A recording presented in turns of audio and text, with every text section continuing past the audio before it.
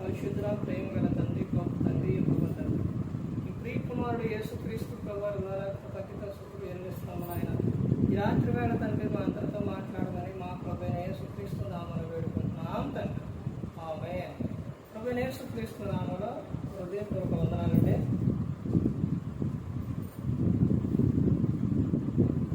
దేవుని కుమారుడు యేసుక్రీస్తు ప్రభువారు ఈ లోకానికి వచ్చిన తర్వాత పరలోక రాజ్యం సమీపిస్తుంది కనుక మారు మనసు పొందమని ప్రకటింప మొదలుపెట్టారు. అంశం: యేసుక్రీస్తు ప్రభువారు ఈ లోకానికి ఎందుకు వచ్చారో తెలుసా? యేసుక్రీస్తు ప్రభువారు లోకానికి ఎందుకు వచ్చారో తెలుసా? ఆయనకు బైబిల్ గ్రంథంలో చాలా పేర్లు ఉన్నాయి. యేసుక్రీస్తు ప్రభువారికి చాలా చాలా పేర్లు అనేది ఉన్నాయి.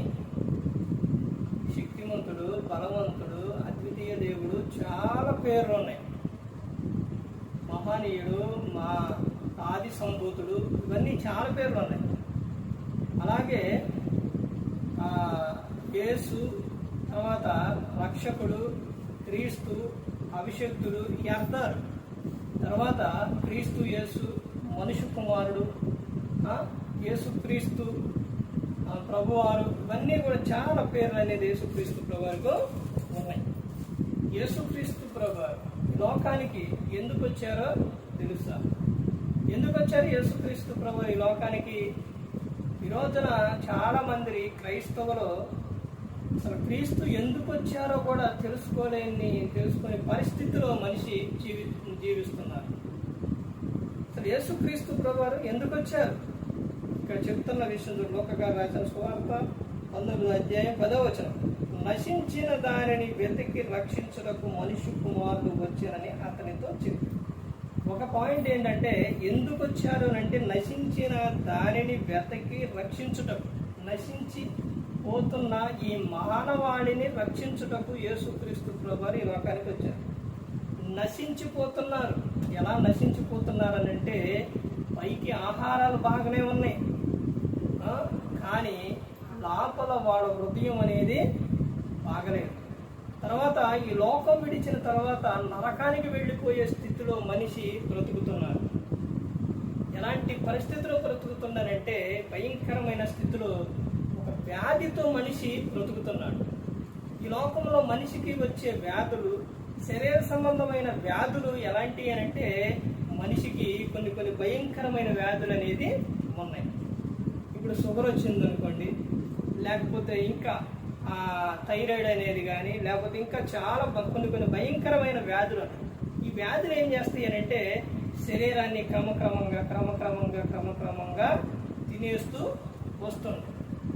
అలా వచ్చిన తర్వాత మనిషి ఏమైపోతానంటే మనిషి మరణిస్తుంది.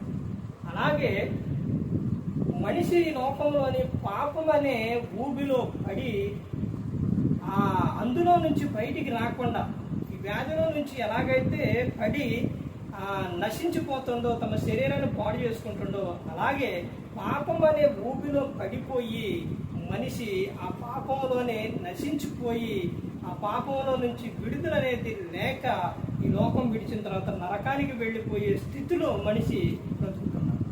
అందుకనే యేసుక్రీస్తు ప్రభువారు ఈ లోకానికి వచ్చి ఎవరైతే నశించిపోతున్నారో వారిని వెతికి రక్షించుటకు యేసుక్రీస్తు ప్రభువారు ఈ లోకానికి వచ్చారు.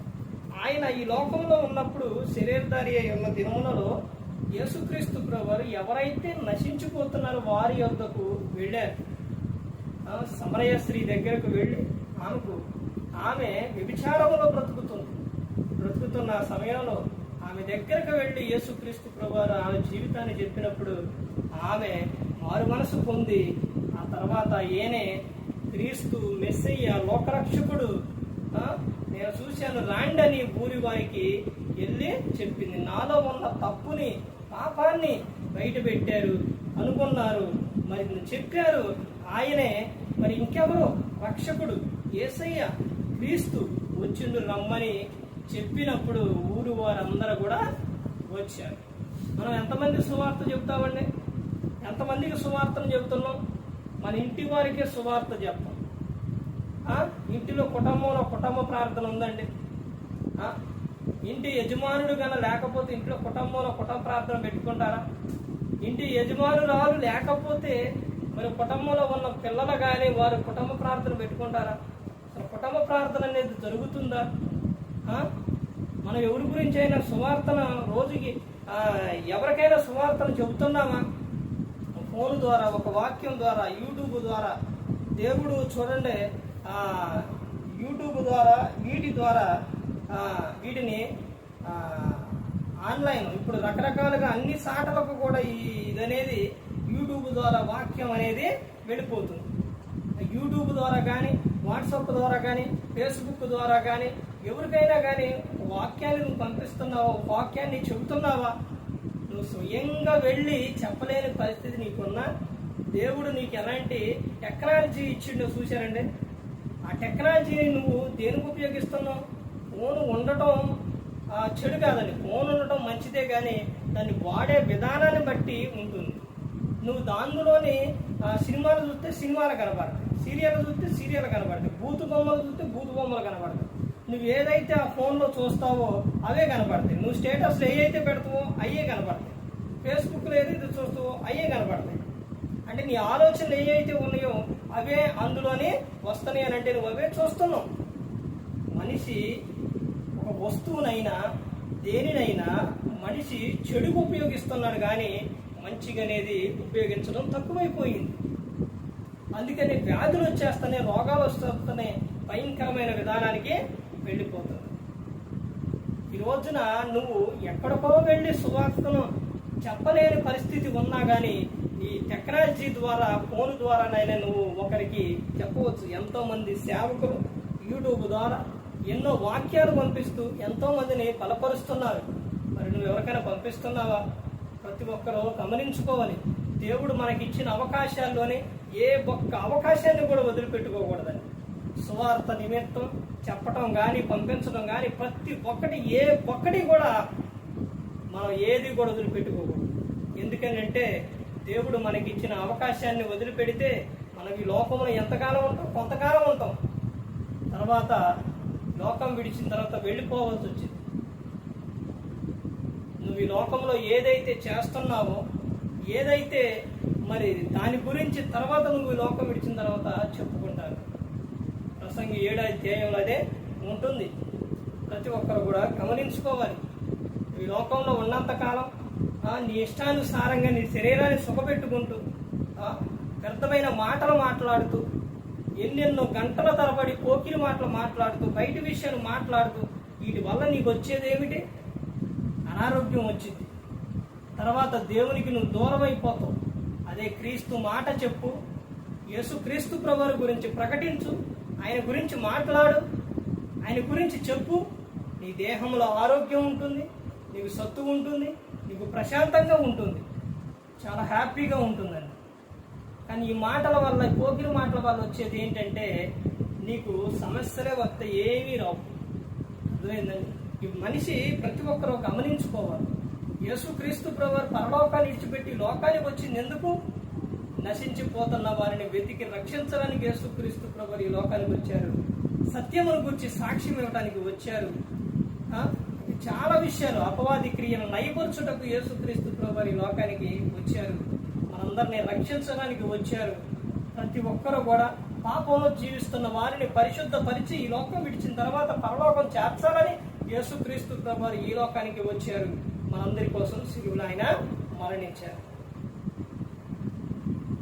లేవడం, పనికి వెళ్ళడం, పని చేసుకోవడం మంచిదే, కానీ నువ్వు పనిలో కానీ, నువ్వు ఉన్న చోట కానీ, ఎక్కడైనా కానీ నువ్వు క్రీస్తుని గురించి ప్రకటించాలి, క్రీస్తుని గురించి చెప్పాలి. ప్రతి ఒక్కరు గమనించుకోవాలి. ఒక వాక్యం ద్వారా ఏ విషయాల్లో అయినా కానీ నువ్వు క్రీస్తుని గురించి చెప్పాలి. ఎందుకంటే మన గురువు ఆయనే, మనం రక్షించేది ఆయనే, మన కాపాడేది ఆయనే, మన కోసం ప్రాణం పెట్టింది ఆయనే, మన హీరో ఆయన యేసుక్రీస్తు ప్రభువు. మనందరికీ హీరో. ఒక హీరోని లోకంలో చూడండి ఎలా ప్రచారాలు చేస్తారండి. ఒక రాజకీయ నాయకుని చూడండి ఎలా ప్రచారాలు చేస్తారండి. ఎంత ఇదిగా చేస్తారండి. నీ కోసం, నా కోసం ఈ లోకానికి వచ్చి సిలువలో ప్రాణం పెట్టారు. వాళ్ళు ఏం చేశారండి? నీ కోసం, మన కోసం వాళ్ళు ఏం చేశారు? 5 సంవత్సరాలకు ఒకసారి వచ్చి 5 సంవత్సరాలు ఎవరైతే ఉంటారో వారు విధానాన్ని బట్టి వారు ఉంటారు, తర్వాత వెళ్ళిపోతారు. కానీ నిన్ను నన్ను నిత్యం ఈ లోకంలో ఉన్నంత కాలం తల్లి గర్భమున పిండంగా ఏర్పడ్డ కాడి నుంచి ముదిమి వచ్చు వరకు ఎత్తుకొని ఆడతానని చెప్పారు. అలాగే చేస్తున్నారు దేవుడు. కానీ ఈ లోకంలో ఉన్న అధికారులు కానీ ఎవరైనా కానీ వాళ్ళ అవసరాన్ని బట్టి వారు నడుస్తారు, అవసరాన్ని బట్టి వారు ఉంటారు. కానీ దేవుడు అలా కాదండి. దేవుడు మనందరినీ ప్రేమించారు. యేసుక్రీస్తు ప్రభువుని లోకానికి పంపించారు. యేసుక్రీస్తు ప్రభువు మన కోసం సిలువలో ప్రాణం పెట్టారు. పరిశుద్ధాత్మ దేవుడు మనల్ని నిత్యం కూడా నడిపిస్తూ ఉన్నారు. ఈ ఆనందం ఎక్కడ దొరుకుతుందండి? ఈ ఆనందం ఎక్కడొస్తుందండి? క్రీస్తులో ఉన్న ఆనందం ఎంత గొప్పదో తెలుసండి. అదే ఆ విషయం అపోస్తలుడైన పౌలు గారు ఫిలిప్పీయులకు రాసిన పత్రిక 4వ అధ్యాయం 4వ వచనంలో చెప్తారు. ఎల్లప్పుడూ ప్రభువునందు ఆనందించుడి, మరలా చెప్పుదును ప్రభువునందు ఆనందించుడి అని చెప్తున్నారు. ప్రభువులో ఆనందం ఉందండి, సంతోషం ఉందండి.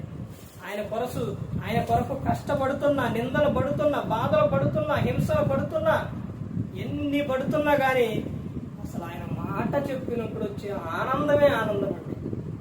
ఆ మాటలో శక్తి ఉందండి, ఆ మాటల్లో పవర్ ఉందండి. లోకంలో ఉన్న వ్యక్తుల కోసమే ఎన్నెన్నో త్యాగాలు చేస్తున్నారు, ఎన్నెన్నో విధంగా చేస్తున్నారు.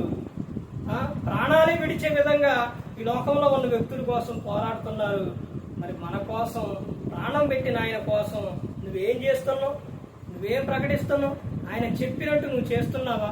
ఆయనకు కావలసింది ఏంటో తెలుసండి, విరిగి నలిగిన హృదయం. ఆ హృదయం ఆయన చూస్తున్నారు, హృదయ ఆలోచనలు, హృదయాన్ని చూస్తున్నారు దేవుడు. ఆ తర్వాత ఆయన గురించి, ఆయన కుమారుని గురించి ప్రకటించాలి. దేవుని రాజ్యమును గురించి, నీతిని గురించి, యేసుక్రీస్తు ప్రభువారి గురించి ప్రకటించాలి అని చెప్తున్నారు. ప్రకటించాలి, చెప్పాలి. యేసుక్రీస్తు ప్రభువారి లోకానికి వచ్చి మనందరి కోసం మరణించారు. ఆ త్యాగం నీకు గుర్తుందా? ప్రతి క్షణం కూడా నీకు ఆ ఆలోచన వస్తుందా? నా కోసం రక్తాన్ని కాల్చారే, నా కోసం ప్రాణం పెట్టారే అనేది నీకు గుర్తొస్తుందా? వస్తే ఆయన చెప్పినట్టు ప్రతి ఒక్కరు కూడా చేస్తారు. ఎవరు నశించి నరకానికి వెళ్ళిపోకూడదు.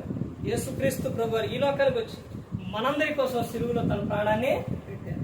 ప్రతి ఒక్కరు కూడా దేవుని యందు భయభక్తులు కలిగి పరిశుద్ధాత్మ మాట ఇంటి హృదయ శుద్ధిని కాపాడుకుంటూ క్రీస్తుని పోలి నడుచుకున్నప్పుడు, ఈ లోకం విడిచినప్పుడు పరలోకానికి చేరుకుంటారు. మరి ఈ విధంగా నిలబెట్టి మాట్లాడించిన తండ్రి దేవునికి కృతజ్ఞతాస్తుతులు చెల్లిస్తూ, ఎంతవరకు శ్రద్ధగా ఉన్న మీకు ప్రభు పేట నా హృదయపూర్వకంగా చెల్లిస్తూ ఈ మాట అందరికీ